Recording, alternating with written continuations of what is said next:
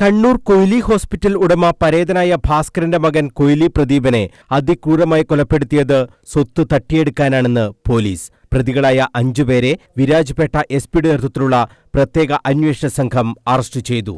കർണാടക പൊന്നമ്പേട്ട് സ്വദേശികളായ എൻ.എസ്. അനിൽ, ടി.എസ്. ഹരീഷ്, സോംവാർപേട്ട് സ്വദേശികളായ ദീപക്, സ്റ്റീഫൻ ഡിസൂസ, എച്ച്.എം. കാർത്തിക് എന്നിവരെയാണ് അറസ്റ്റ് ചെയ്തതെന്ന് എസ്.പി. എസ്. മഹേഷ് കുമാർ അറിയിച്ചു.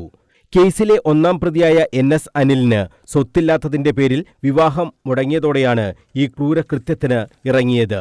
സ്വത്തും പണവുമുള്ള തനിച്ച് താമസിക്കുന്നവരെ കണ്ടെത്തുകയാണ് അനിൽ ആദ്യം ചെയ്തത്. ധനികയായ ഒരു സ്ത്രീയെയാണ് ആദ്യം ലക്ഷ്യമിട്ടിരുന്നത്. ആ വീട്ടിൽ പിന്നീട് കുട്ടികൾ എത്തിയതിനാൽ ശ്രമം ഉപേക്ഷിച്ചു.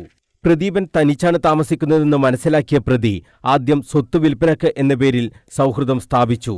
ഈ സമയം പ്രദീപൻ തോട്ടം വിൽക്കുന്നതിനായുള്ള ശ്രമം നടത്തിവരികയായിരുന്നു.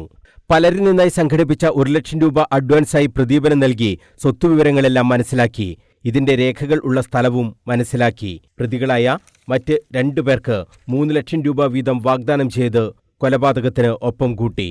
കഴിഞ്ഞ മാസം 23-ന് രാവിലെ പ്രദീപൻ താമസിക്കുന്ന വീട്ടിലെത്തി പ്രതികൾ കഴുത്തിൽ കയർ മുറുക്കി കൊലപ്പെടുത്തി. പണവും രേഖകളും എടുത്ത് വീടിന്റെ വാതിൽ പൂട്ടിപ്പോയ പ്രതികൾ പ്ലാൻ ചെയ്തിരുന്നത് രാത്രി വീണ്ടും എത്തി മൃതദേഹം കുഴിച്ചുമൂടുക എന്നതായിരുന്നു. എന്നാൽ പദ്ധതി പാളിയത് തോട്ടത്തിൽ ഉണ്ടായിരുന്നവർ എത്തി വാതിൽ തുറന്നപ്പോൾ മൃതദേഹം കണ്ടതോടെയാണ്. CCTVയും പ്രതികൾക്ക് വിലങ്ങുതടിയായി. നശിപ്പിക്കാൻ ശ്രമിച്ചെങ്കിലും കോമ്പൗണ്ടിലേക്ക് പ്രതികൾ കയറുന്നത് CCTVയിൽ പതിഞ്ഞിരുന്നു. പ്രതികളിൽ നിന്ന് 13,03,000 രൂപയും സ്ഥലത്തിന്റെ രേഖകളും പിടികൂടിയിട്ടുണ്ട്.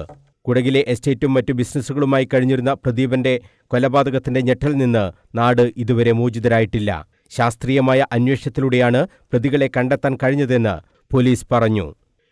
മനോജ് മയ്യിൽ, കണ്ണൂർ വിഷൻ.